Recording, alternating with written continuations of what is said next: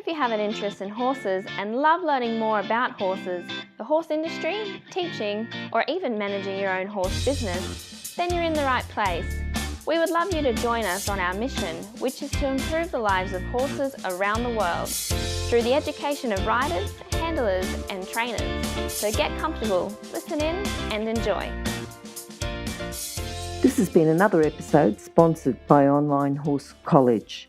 If you haven't had a look at the wide variety of equine-specific accredited courses, then go to onlinehorsecollege.com and I'll see you over there. Today's guest on Horse Chats is Belinda Lloyd, but before we introduce her, I'd like to just remind you that Sophie Barrington from Archer Creative, who are the sponsors of today's episode, are the specialists, the equine marketing specialists. They do websites, design, social media marketing. So if you need any of those things, please contact Sophie Barrington at Archer Creative. You'll find her details on horsechats.com. Search for Sophie, search for Barrington, or search for Archer Creative. Now, coming back to Belinda. How are you today, Belinda? I'm very well, thanks, Glenys. How are you? Good. Belinda, I'd like to introduce everyone to Belinda. She's a show jumping specialist coach. She's normally a competitor. She's got a slight pregnancy at the moment, which is holding her back a little bit, but normally she's a competitor and a trainer. She likes to focus with her students on position. She follows the George Morris School of Thought, function follows form, and really likes to create thinking riders. Right. Belinda, we normally will start off with a favourite quote. What have you got for us? Well, my quote for today is, where there's a will, there's a way.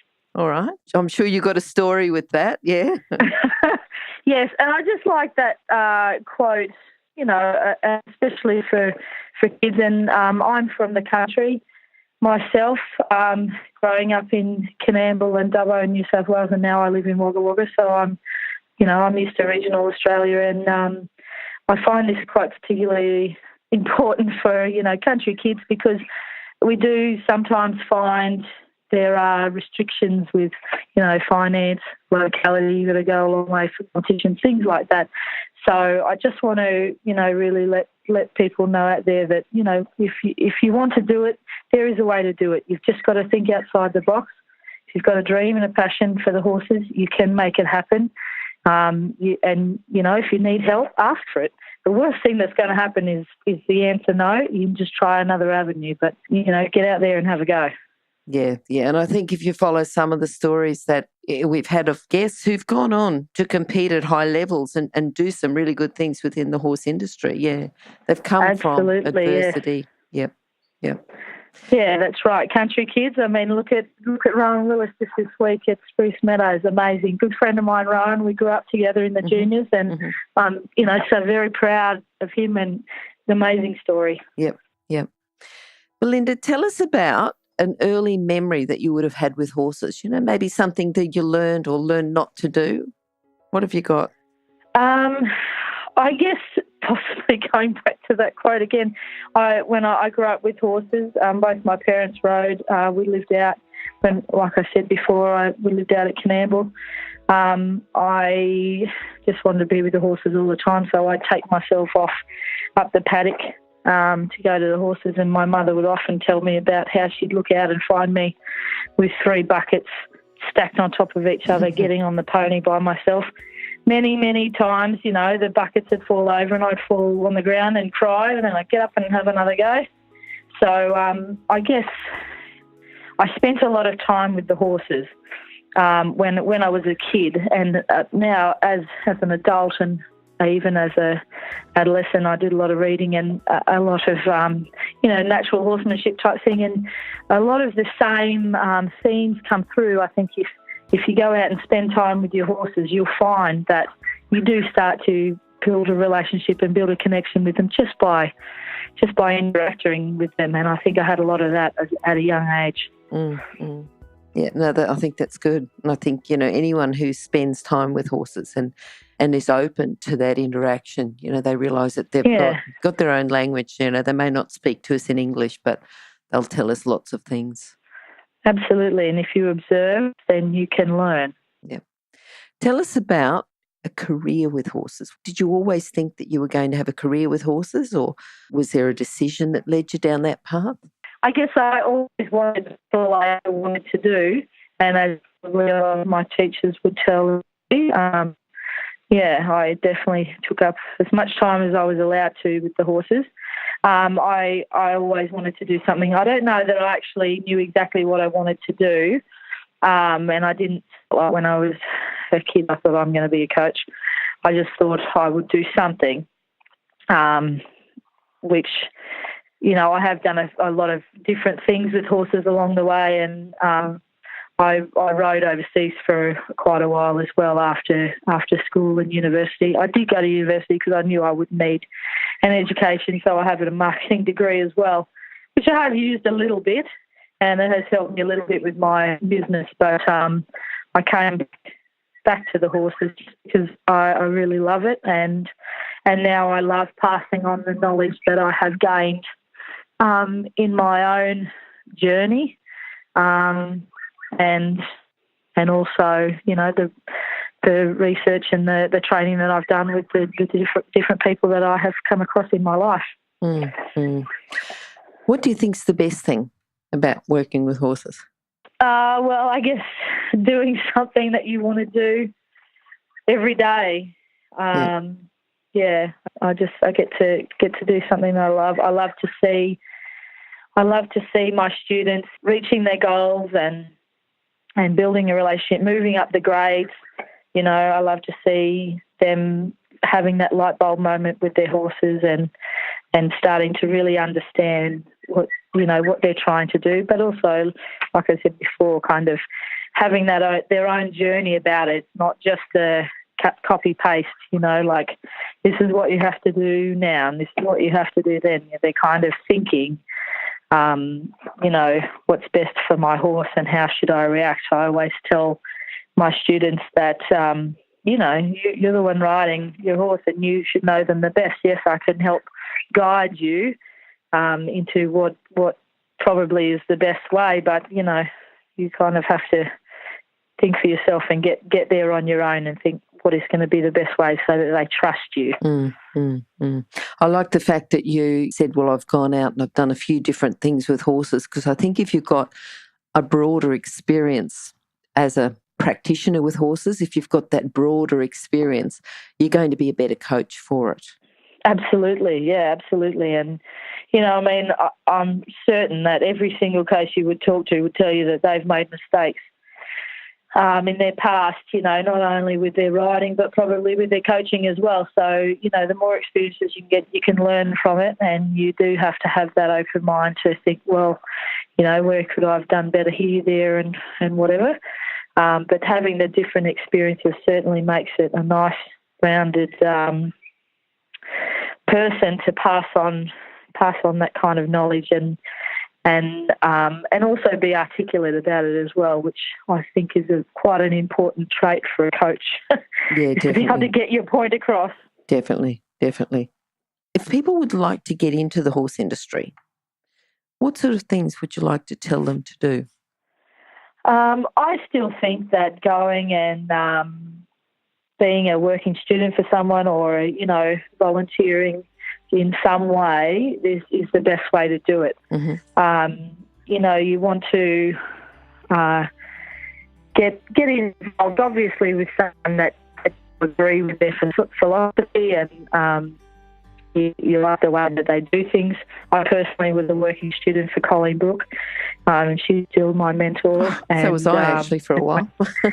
Yeah. Yeah. A lot of people were, and, you know, Colleen, and I'm sure everyone knows, Colleen is just a wealth of knowledge, and we're all at it to write a book, but I think that definitely has made a really big impact on my life, not just my coaching life. And so I think it's really good if you can get in that way, even if you can't go and live somewhere and do that, if you go and help out. Like, again, if you don't have the money to go and do something like that, if you go and help, you go and watch, do whatever you can, soak up every little bit that you can, then when you do get some money, you can move on. Yes. But I think that is the best way to get out there and do it, and don't expect to be paid lots and lots of money, because, you know, if you're going into horses because of the money, then you're probably in it for the wrong reasons. Yeah, I think so. Lots of rewards. Well, not initially. You know, I think initially you've got to learn a lot. I wouldn't say then that there's not ever. I just think that not initially. No. Yeah. Absolutely. That's right. You've got to go into it because you love it and you want to, yeah. And I think once you've got that knowledge and got that specialty, that's when there's financial rewards as well as the, you know, emotional rewards. Yeah. Absolutely. Tell us about people who've influenced you and helped you with your career. You've mentioned Colleen. I think you talked about George Morris. Yeah, so like I said, Colleen, she's been a very big influence on my riding and coaching career. I first met Colleen when I was probably about 14 or so. So, 25 years or so. My parents and my grandfather, obviously, you know, they were horse people and they always gave me as much opportunity as they possibly could, even given, you know, the financial restraints and that we had living out a long way away that we were. When I lived in America for a while in the early 2000s, so I was over there from about 2002, 2003, something like that, and I came home in 2010.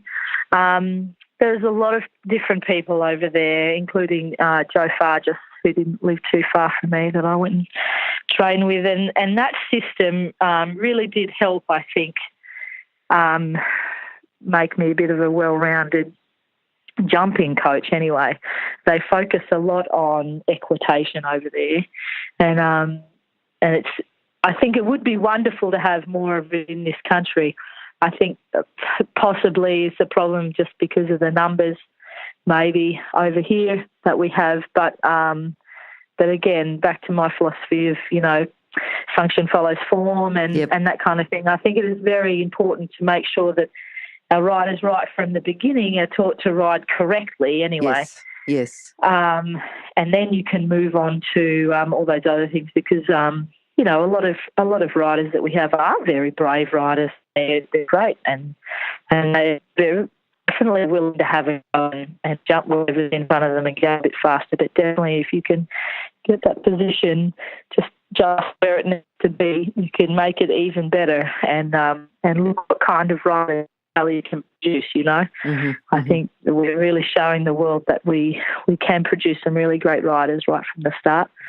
And if the kids just keep on getting out there and riding their horses and ponies and having a go at it, that's great. But just try and think of the position over the fence, and you'll be well ahead, years ahead. Yep. Do you want to tell us about maybe a standout horse that you think's helped you, influenced you, helped you in your career? Yes. I will call him my favourite horse. I know you shouldn't do that, but I will. And he did influence me a lot. I had an off-the-track thoroughbred that I bought when I was 13 years old with my own money for about $500, I think, from the local horse dealer, which he was known for sending horses to the knackers that had to go, you know. That's what had to happen. And his name was Barney. His show name, I call him Good Vibration.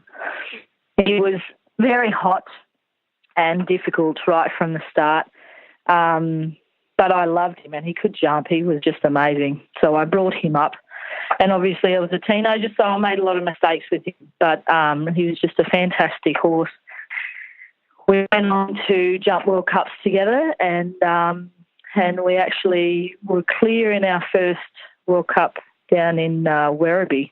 I'm sure it was in Werribee, our first World Cup when I was 19 years old. So I loved him very much. I had opportunities to sell him and I never did because I knew that if I did, then I, you know, possibly would be throwing away my chance to ride at that Grand Prix World Cup level. So we competed in World Cups for a couple of seasons before sound issues caught up with him.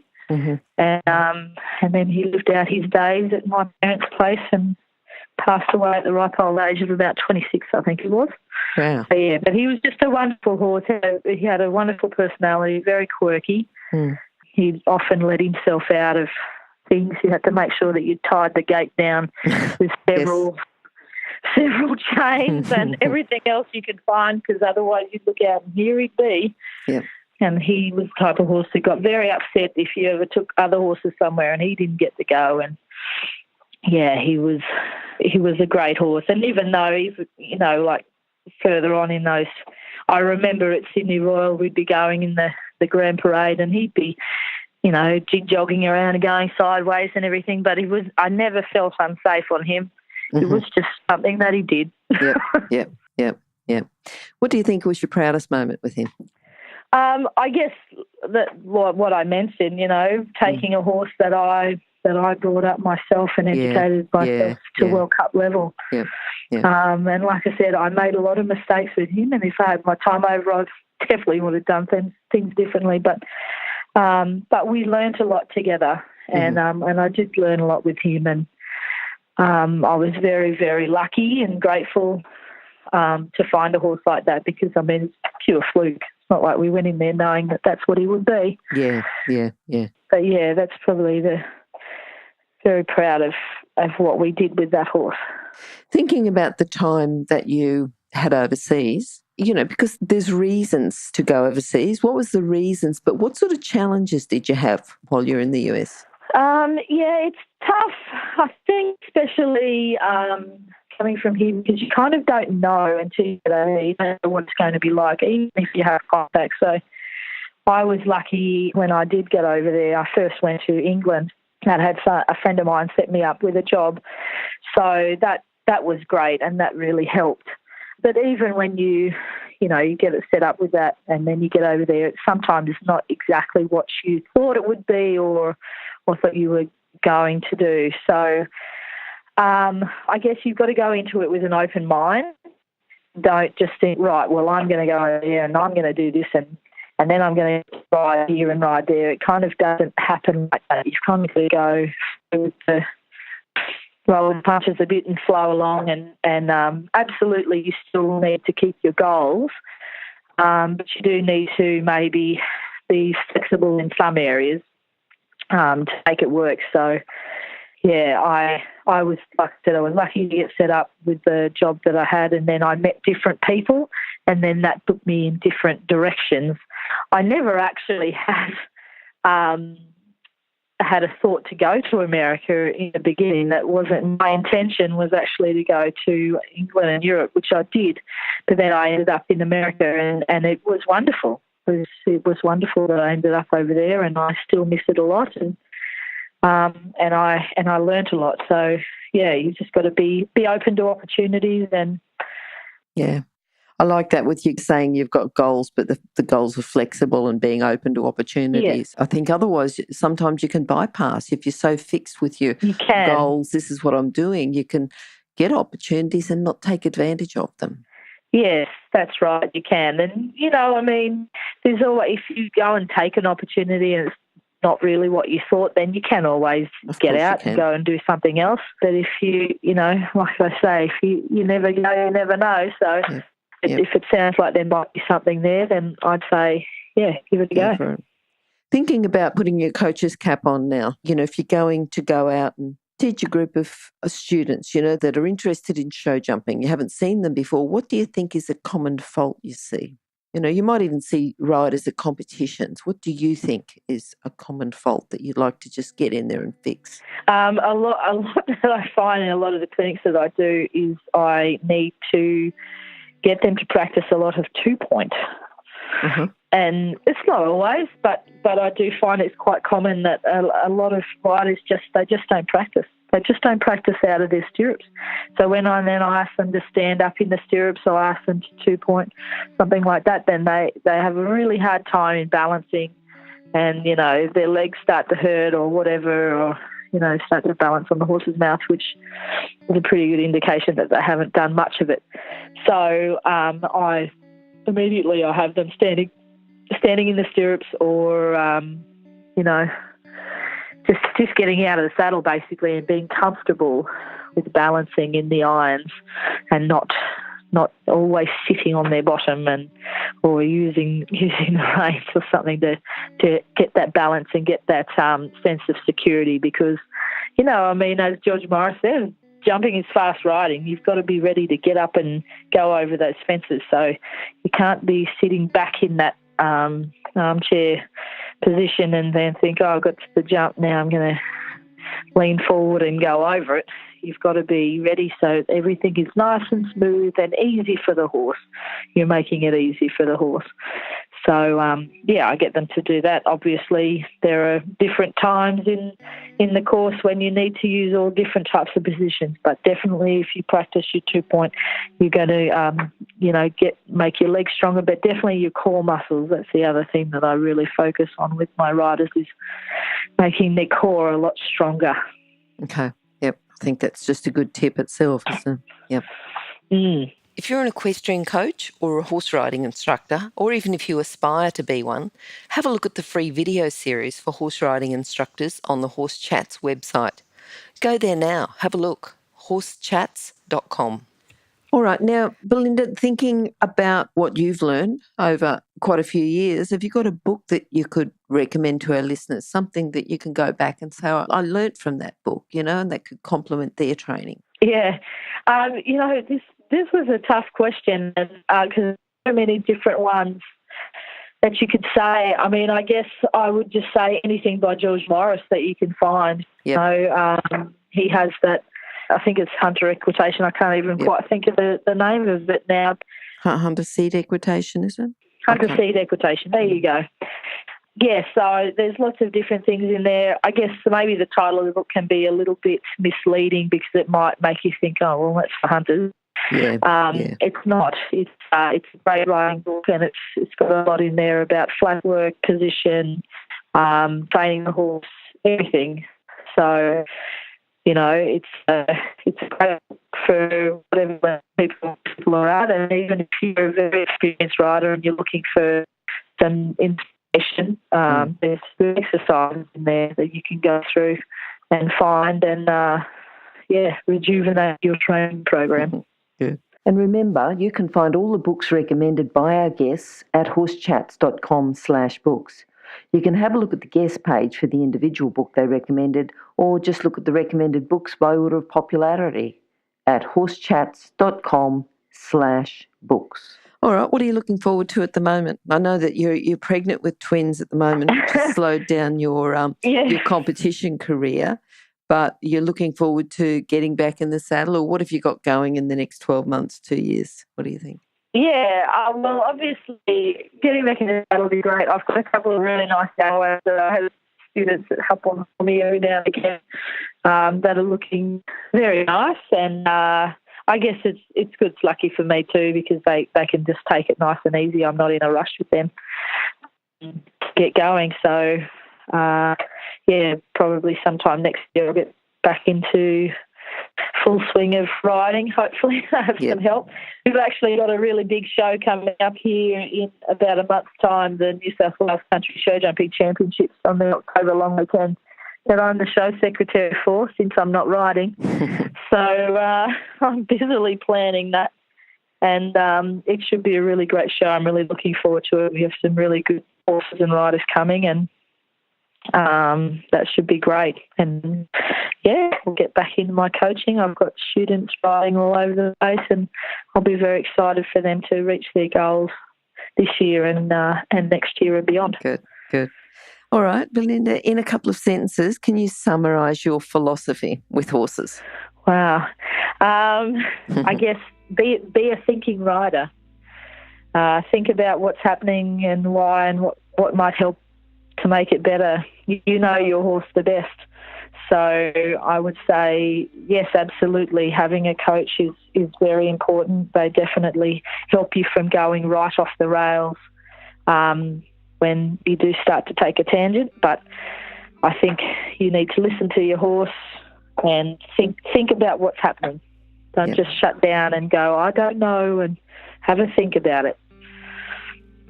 All right, Belinda, if people would like to contact you, what's the best way to do it? They can do it on horsechats.com/Belinda Lloyd, or go to horsechats.com, search for Belinda or search for Lloyd. But Have you got your contact details there, just in case someone's waiting? I do. You can find me on Facebook. So I have a Facebook page that's called Lloyd Equestrian, LLOYD. So you can look me up there. Or my website is www.lloydequestrian.com. Okay, perfect. All right, Belinda, thank you for talking to us. Wish you the best with your twins, and hopefully we'll get you back sometime soon, and it might be before you've had the twins, or maybe we'll leave it till afterwards. We'll leave that to you, but hopefully we'll talk to you soon. Wonderful. Thank you so much, Glenys. I appreciate it. Thank you, Belinda. Bye-bye. Bye. Now, if you're still there, you probably know that I'm absolutely passionate about education within the horse industry. That's why I host this podcast. My other venture is Online Horse College. Have a look now at onlinehorsecollege.com, and I'll see you over there. Remember that our comments and instructions are general in nature and do not take into consideration your individual horses or your individual ability and circumstances. If you enjoyed this podcast, then please leave your comment below.